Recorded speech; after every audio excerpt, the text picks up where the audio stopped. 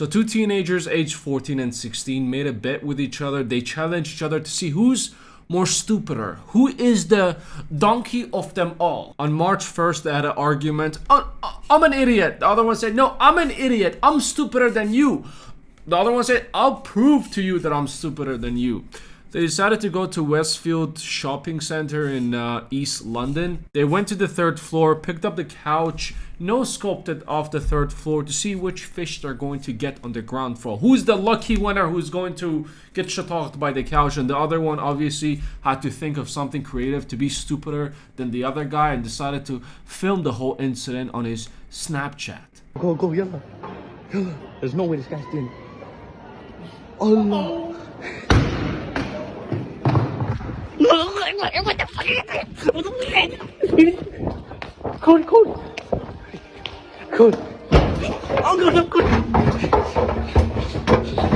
Now, Dumb and Dumber over here both won the competition. I don't know who's more stupider than the other. It's a draw at this point. Now, was this a TikTok prank? No, this was straight up attempted murder. What was going on through their head? Did they message each other? Hey, what do you want to do today? I want to throw couches off the shopping mall. Were they like walking past the couches and the other one said, hey, you're too much of a vagina, you won't throw this couch. He's like, all right, bet. Why? Why can't you just do normal degenerate teenager stuff? Break into a pool after hours, have security guards chase you, normal degenerate teenager stuff. This is criminal shit. Now they know the difference between right and wrong. They're not like 6 years old. And from what I could tell in the background, the shopping mall was about to close. Most of the stores are closed and people were just, walking out. There are still people there. By throwing that, there's a chance that you can turn someone into an omelet. You can switch someone's brain off easily with that chair. And even if the shopping mall was closed, no people inside, after hours they decide to break in, why would you want to throw a chair from a third floor? You know that there are cameras, right? But obviously this guy, the Snapchatter, the director, producer, filmmaker of all of this decided to be like, shh, it's okay. I know you have us on camera. I'm gonna personally record it. So you guys won't have to go through the footage. We'll have a POV of the whole thing. What the hell is this? Come on. There's no way I did that. Oh, I'm good. And even after they threw it down, the caption says, no way bro almost unalived someone. Nah, laughing emoji. They thought by doing this and posting this, their friends are gonna be like, oh my god, no way, ha ha ha, no way you did that. You almost no-scoped someone, respect on...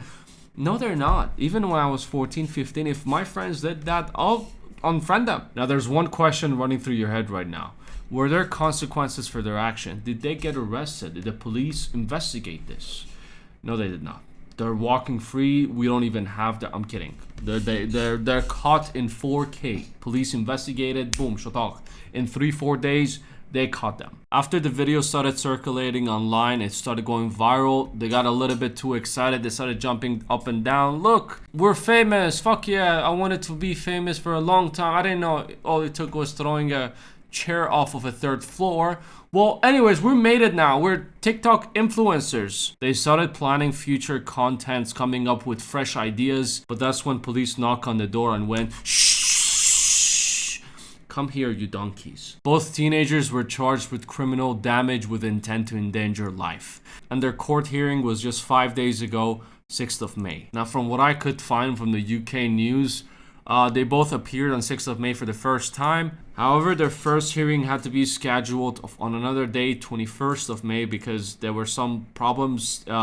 They had to adjourn the court because both set of parents were not booked, so they couldn't attend. And the person who's gonna shatalk these donkeys said that we need both parents to fully engage and understand what's happening.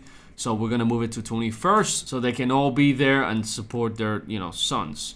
Now, she said it's really important they must be able to support their sons and we can't proceed without these things being in place. Now, the boys were set free on bail with conditions not to contact each other, not to go to the mall again, because I guess they're donkeys that can't help themselves but no-scope chairs off of the third floor, and they have to observe a 9 p.m. to 6 a.m. home curfew.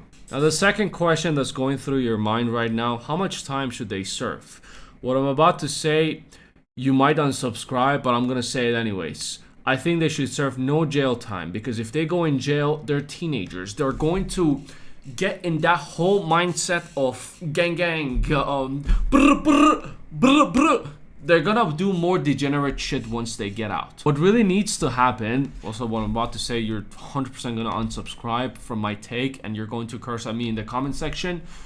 I'll take it. I'm just gonna say it. The parents need to be fined. Why? Why, Koosh? Why would you want the parents to get fined? And I'm not talking about the £1,000 or £5,000. I'm talking like heavy, not like 100,000, but something that will make the parents take their belt, take their slippers and put them in their butts. I'm sure they're already doing that because from what I could see, they're either Somalians or Sudanese. So the parents are, it's in the culture with the belt and the, slippers, flip-flops to get shatocht. Now, I know the parents didn't do anything, but they might let it slide if nothing happens. What needs to happen in this situation, they don't need to go to jail. They need to get the belt experience. And with the heavy fines towards the parents, that belt experience is going to be promoted to a premium belt experience. So next time they think about no-scoping something off of a roof or doing anything like this, they're going to think about that premium belt experience. The belt experience works. I've experienced it. I'm an experienced belt eater. No matter how much, people say, you need to treat them with love. You need to understand them so they can understand you. Make them understand the belt. They will never do it again. I'm speaking from experience. Anyways, that's all I wanted to talk about. Also, more videos on the second channel. If you eat more than 3 meals a day, if you eat more than 3 meals a day and you want, more content, make sure to drop a sub on the other channel. Anyways, take it easy. I'll see you at the next one.